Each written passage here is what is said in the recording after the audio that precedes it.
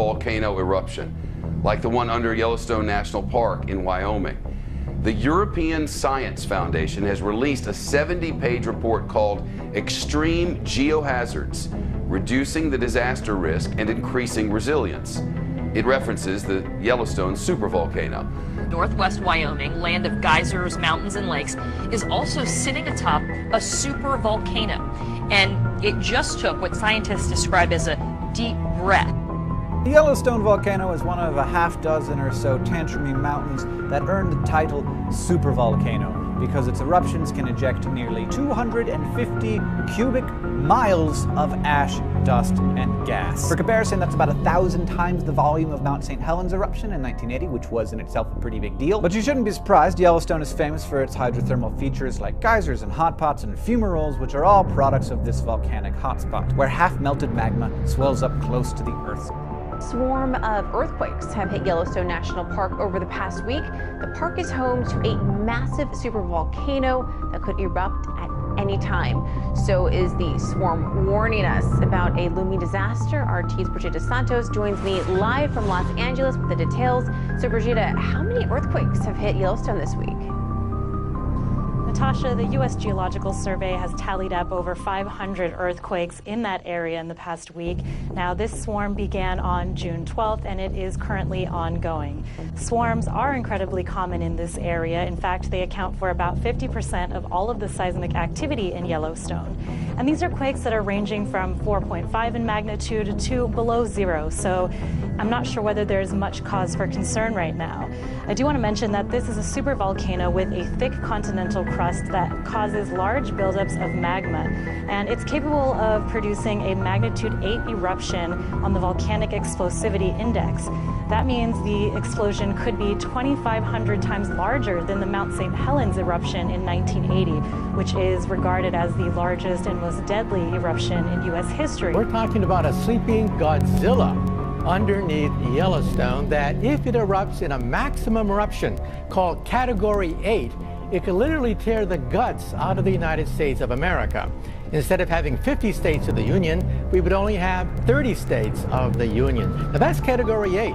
This report looked at Category 7, which is much more likely once every 1,000 years rather than once every million years. That means in every century, there's a 10% chance that somewhere on the planet Earth there could be a supervolcanic Category 7 eruption. That's the danger.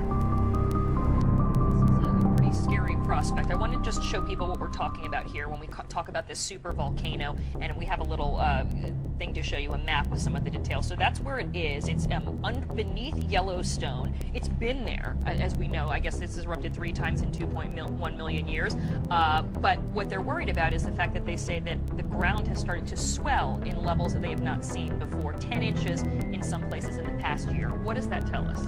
It tells us that there is activity in this supervolcano, which erupts roughly every 600 million years. But that's what's making us very nervous, because the cycle time corresponds to the present-day era. So every single burp, murmur of this gigantic potential supervolcano, including the rise of the sea level, has to be watched very carefully. And visitors of Yellowstone National Park have been advised to keep off the roads. That's because the heat from a supervolcano beneath the Earth's surface is melting away the asphalt. Park officials have closed the 3-mile-long roadway known as Firehole Lake Drive and have asked visitors to park on the sides of the road.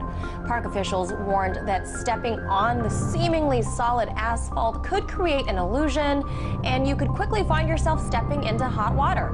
Water buffalo stampede away from the sea.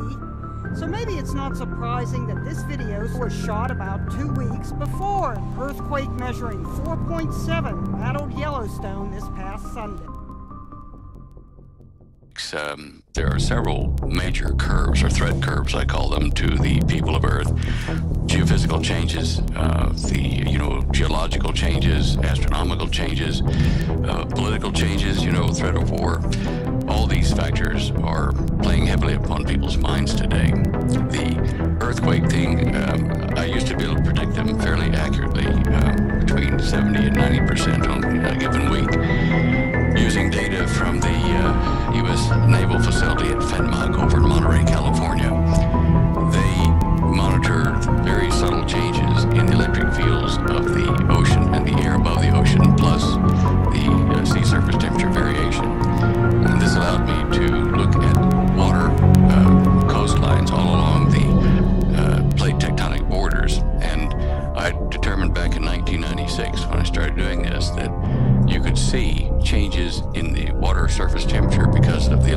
flow over that area in the air, and it would make like a little butterfly, a yellow and blue wing type signature over where an earthquake was going to happen.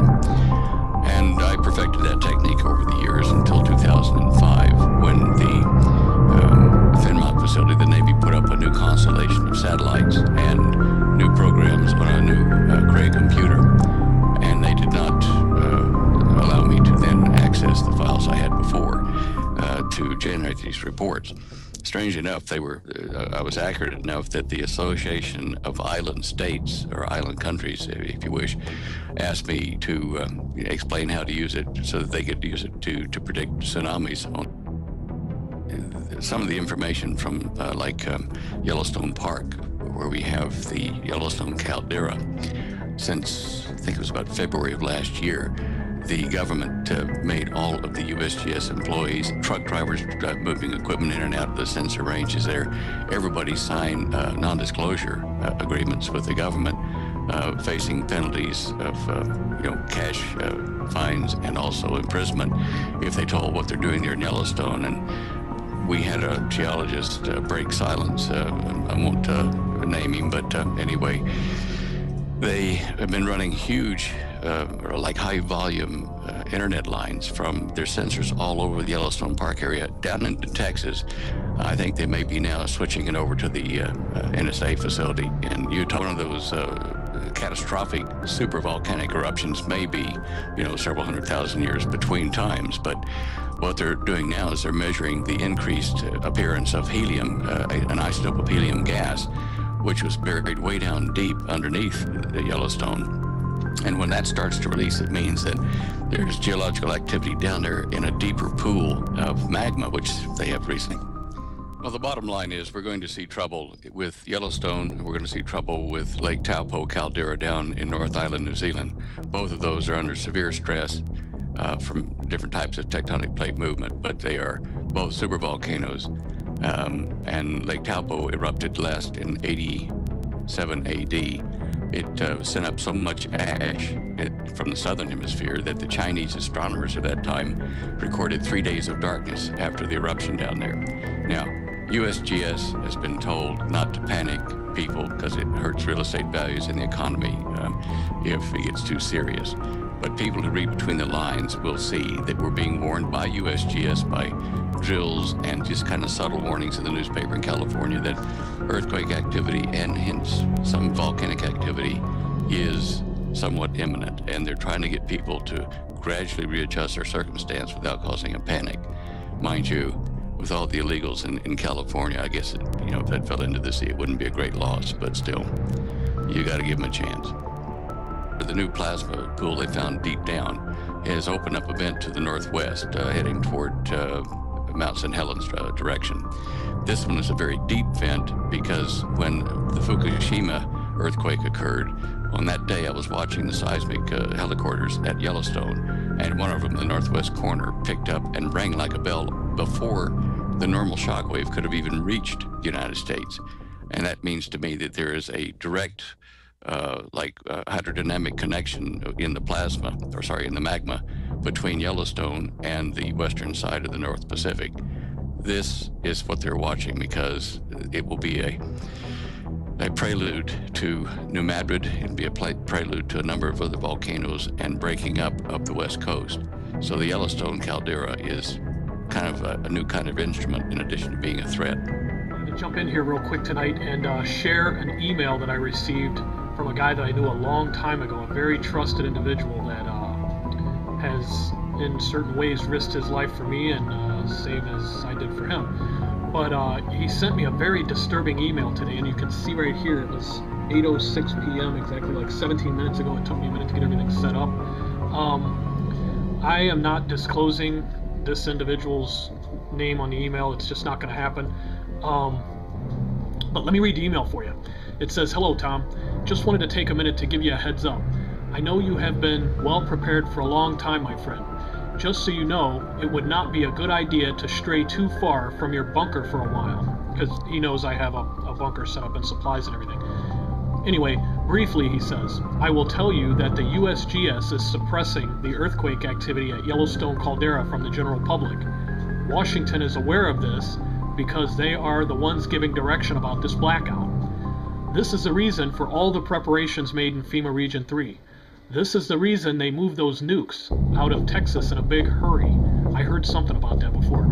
Okay, this is the reason, he says, for the schools preparing 3-day kits for all the students and the FEMA coffins shipped to Hawaii and the East Coast. They thought it was all going to go with the passing of Comet Ison, and that's why they were preparing at breakneck speed on the East Coast. They are expecting millions of refugees after the eruption.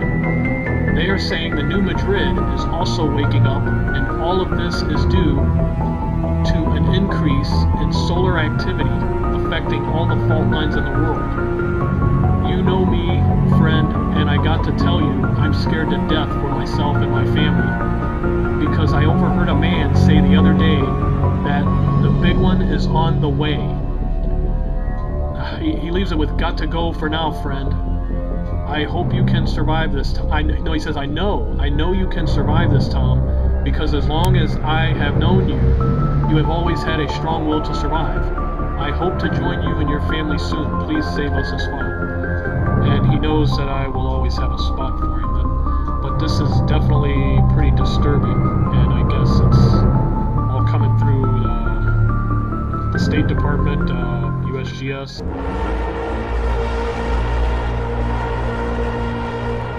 And I beheld and heard an angel flying through the midst of heaven, saying with a loud voice, Woe, woe, woe to the inhabitants of the earth, by reason of the other voices of the trumpet of the 3 angels which are yet to sound.